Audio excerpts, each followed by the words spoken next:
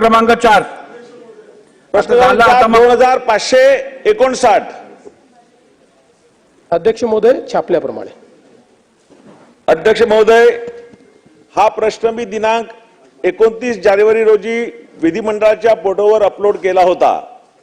शासनाकडून प्राप्त उत्तरात असे म्हटले आहे की महावितरण मार्फत कोकण आपत्ती सौम्यीकरण अंतर्गत वसई विरार समुद्र किनारपट्टी भागातील व जंगलातून जाणाऱ्या उपरी तार वाहिन्या भूमिगत करण्यासाठी 211.55 कोटीचा प्रकल्प अहवाल दिनांक 30/8/2024 रोजी प्रशासनास सादर करण्यात आला होता।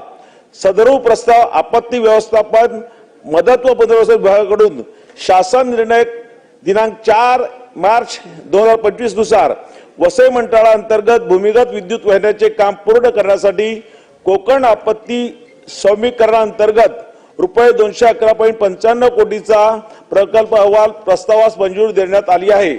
यासाठी मी प्रथमतः शासनाचे आभार व्यक्त करतो। हा प्रकल्प वेळेत पूर्ण होईल अशी अपेक्षा व्यक्त करतो। अध्यक्ष महोदय, प्राप्त माहितीनुसार महावितरण वसई मंडळांतर्गत अंदाजे 9,73,000 ग्राहक असून 3200 कोटी इतका महसूल त्यामधून गोळा होतो। अध्यक्ष महोदय, वसई विरार क्षेत्रातील माहिती घेतली असताना सुमारे 70% वीज तारा शहरातील वीज तारा हा वरती लोंबकळत आहेत, त्यामुळे दुर्घटना होण्याचा मोठा प्रश्न आहे। हे टाळण्यासाठी माझा स्पेसिफिक प्रश्न आहे। अध्यक्ष महोदय, महावितरण वसई मंडळासाठी RDSS मोबिलायझेशन स्कीम अंतर्गत 1770 कोटीचा DPR शासनात पाठवण्यात आला आहे। यामध्ये नवीन उपकेंद्र क्षमता वाढ, नवीन ट्रान्सफॉर्मर, भूमिगत विद्युत वाहिनी याची मागणी करण्यात आली आहे।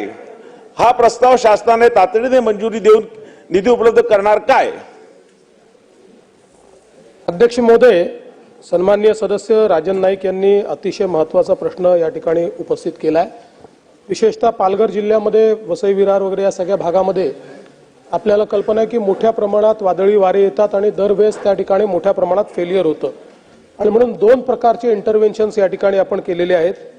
पहिलं RDSSच्या अंतर्गत आपण ऑलरेडी काम सुरू केलेलं आहे, ज्यामध्ये 27 किलोमीटर आपण त्या ठिकाणी 22 kVची जी लाईन आहे ती अंडरग्राऊंड करतो।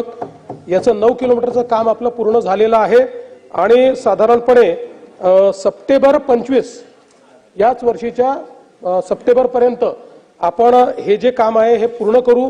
RDSSची जी इतर कामं आहेत ती वेगवेगळ्या टप्प्यावर आहेत, ती देखील आपण पूर्ण करण्याचं काम करू। आणि या व्यतिरिक्त जो 211 कोटी रुपयाचा प्रस्ताव आहे त्यालाही आपण मान्यता दिलेली आहे। त्याचं टेंडर आता आपण काढतो आहोत आणि कुठल्याही परिस्थितीमध्ये 2 वर्षामध्ये याचं काम आपण पूर्ण करू, जेणेकरून पुढच्या काळामध्ये अशा प्रकारचं वाराधुंद आल्यानंतर या भागामध्ये कुठलंही फेलियर होणार नाही। या सगळ्या लाईन्स ज्या प्रमुख लाईन आहेत या सगळ्या अंडरग्राऊंड करण्याचं काम हे या ठिकाणी राज्य सरकार करेल। योगेश सागर।